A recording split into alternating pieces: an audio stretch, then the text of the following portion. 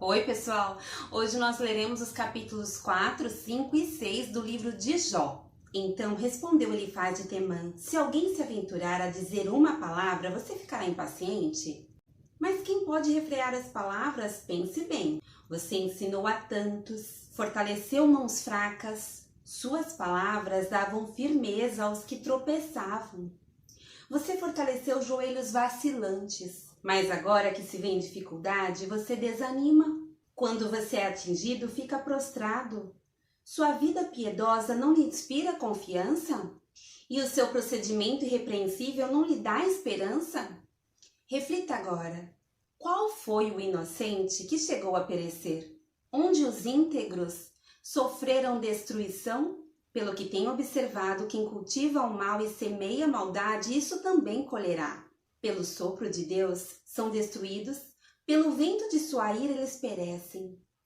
Os leões podem rugir e rosnar, mas até os dentes dos leões fortes se quebram. O leão morre por falta de presa, e os filhotes da leoa se dispersam. Disseram-me uma palavra em segredo da qual os meus ouvidos captaram um murmúrio. Em meio a sonhos perturbadores da noite, quando cai sono profundo sobre os homens, temor e tremor se apoderaram de mim e fizeram estremecer todos os meus ossos. Um espírito roçou meu rosto e os pelos do meu corpo se arrepiaram. Ele parou, mas não pude identificá-lo. Um vulto se pôs diante dos meus olhos e ouvi uma voz suave que dizia: poderá algum mortal ser mais justo que Deus? Poderá algum homem ser mais puro que o seu Criador? Se Deus não confia em seus servos, se vê erro em seus anjos e os acusa, quanto mais nos que moram em casas de barro, cujos alicerces estão no pó, são mais facilmente esmagados que uma traça. Entre o alvorecer e o crepúsculo são despedaçados, perecem para sempre sem ao menos serem notados. Não é certo que as cordas de suas tendas são arrancadas? E eles morrem sem sabedoria? Clame se quiser, mas quem o ouvirá? Para qual dos seres celestes você se voltará? O ressentimento mata o insensato e a inveja destrói o tolo. Eu mesmo já vi um insensato lançar raízes, mas de repente a sua casa foi amaldiçoada. Seus filhos longe estão de desfrutar segurança, maltratados nos tribunais. Não há quem os defenda. Os famintos devoram a sua colheita, tirando até do meio dos espinhos, e os sedentos sugam a sua riqueza. Pois o sofrimento não brota do pó e as dificuldades não nascem do chão. No entanto, o homem nasce para as dificuldades tão certamente como as fagulhas vão para cima. Mas se fosse comigo, eu apelaria para Deus. Apresentaria a Ele a minha causa. Ele realiza maravilhas insondáveis, milagres que não se pode contar. Derrama chuva sobre a terra e envia água sobre os campos.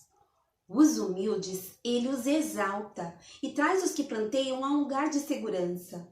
Ele frustra os planos dos astutos para que fracassem as mãos deles. Apanha os sábios na astúcia deles e as maquinações dos astutos são malogradas por sua precipitação. As trevas vêm sobre eles em pleno dia, ao meio-dia eles tateiam como se fosse de noite. Ele salva o oprimido da espada que trazem na boca. Salva-o das garras dos poderosos, por isso os pobres têm esperança e a injustiça cala a própria boca. Como é feliz o homem a quem Deus corrige. Portanto, não despreze a disciplina do Todo-Poderoso, pois ele fere, mas trata do ferido. Ele machuca, mas suas mãos também curam. De 6 desgraças ele o livrará, em 7 delas você nada sofrerá. Na fome, ele o livrará da morte, e na guerra o livrará do golpe da espada. Você será protegido do açoite da língua, e não precisará ter medo quando a destruição chegar. Você rirá da destruição e da fome, e não precisará temer as feras da terra, pois fará aliança com as pedras do campo, e os animais selvagens estarão em paz com você. Você saberá que a sua tenda é segura. Contará os bens da sua morada e nada achará falta. Você saberá que os seus filhos serão muitos e que os seus descendentes serão como a relva da terra. Você irá para a sepultura em pleno vigor, como um feixe recolhido no devido tempo. Verificamos isso e vimos que é verdade. Portanto, ouça e aplique isso à sua vida. Então Jó respondeu: se tão somente pudessem pesar a minha aflição e pôr na balança a minha desgraça, veriam que o seu peso é maior do que a areia dos mares. Por isso as minhas palavras são tão impetuosas. As flechas do Todo-Poderoso estão cravadas em mim, e o meu espírito suga delas o veneno. Os terrores de Deus me assediam. Zurra o jumento selvagem se tiver capim? Muge o boi se tiver forragem? Come-se sem sal uma comida insípida? E a clara do ovo tem algum sabor? Recuso-me a tocar nisso. Esse tipo de comida causa-me repugnância. Se tão somente fosse atendido o meu pedido, se Deus me concedesse o meu desejo, se Deus se dispusesse a esmagar-me, soltar a mão protetora e eliminar-me, pois eu ainda teria o consolo, minha alegria em meio à dor implacável de não ter negado as palavras do santo. Que esperança posso ter se já não tenho forças? Como posso ter paciência se não tenho futuro? Acaso tenho a força da pedra? Acaso a minha carne é de bronze? Haverá poder que me ajude, agora que os meus recursos se foram? Um homem desesperado deve receber a compaixão de seus amigos, muito embora ele tenha abandonado o temor do Todo-Poderoso. Mas os meus irmãos enganaram-me como riachos temporários, como os riachos que transbordam quando o degelo os torna turvos, e a neve que se derrete os faz encher, mas que param de fluir no tempo da seca e no calor desaparecem dos seus leitos. As caravanas se desviam das suas rotas, sobem para lugares desertos e perecem. Procuram água as caravanas de Temá, olham esperançosos os mercadores de Sabá. Ficam tristes porque estavam confiantes.